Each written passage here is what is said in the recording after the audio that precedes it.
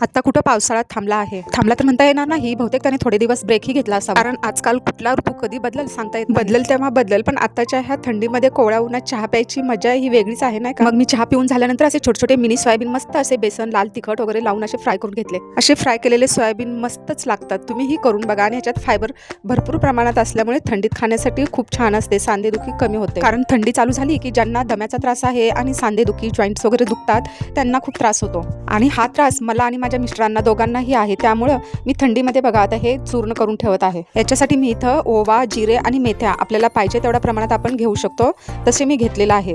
तसं मी आता सध्या हे सर्व 200 ग्रॅम आणलेलं आहे. शक्यतो यामध्ये मेथ्यांचं प्रमाण जरा जास्त असेल ना तरीही चालतं. हे सर्व असं एकत्र करून घेतलं छान प्रकारे. माझं कसं आहे ना की ऋतू जसे बदलतील ना तसे माझे घरगुती असे उपाय चालूच राहतात. कारण माझी आई मला अशी थोड्या गोष्टींसाठी दवाखान्यात कधीच नेत नव्हती. असे घरगुती उपाय ती फार करायची. आमच्या घरात नुसता सर्दी खोकला जरी कोणाला झाला तरी मी असा ओवा थोडासा हलका तव्यावर भाजून खाण्यासाठी देते. असं हे सगळं जिन्नस मी एकत्र करून तव्यावर लाल असं छान भाजून घेतलं. वाव, काय सुगंध मस्तच सुटतो. असे सगळं जिन्नस तुम्ही एकत्र करून तव्यावर भाजण्यासाठी घेतलं ना की याचा सुगंध असा बाहेरपर्यंत दरवळला जातो. हे सगळं तव्यावरती मी छान असं भाजून घेतलेलं आहे. माझी मुलगी म्हणतेय किती छान सुगंध येतोय ग मम्मी ह्याचा, म्हणून बघा कशी सुगंध घेतीये. याच्यात इलायचीचं फारसं काही काम नाही, पण याचा असा उग्र वास किंवा चव जरा यावी नाही म्हणून इलायचीचं थोडंसं त्याच्यात मिश्रण घालायचं. मी यामध्ये फक्त 5-6 इलायची घालत आहे बघा.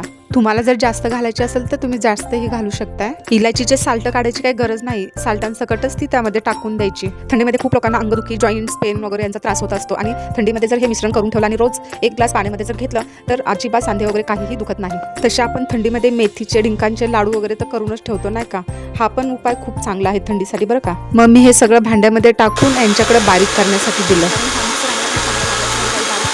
त्यामधून पटकन ते बाहेर उडलं जातं. आणि यांना मिक्सर दुसरा घेऊ म्हटलं तर म्हणतात चालू तर आहे चांगला, कशाला दुसरा घ्यायचा.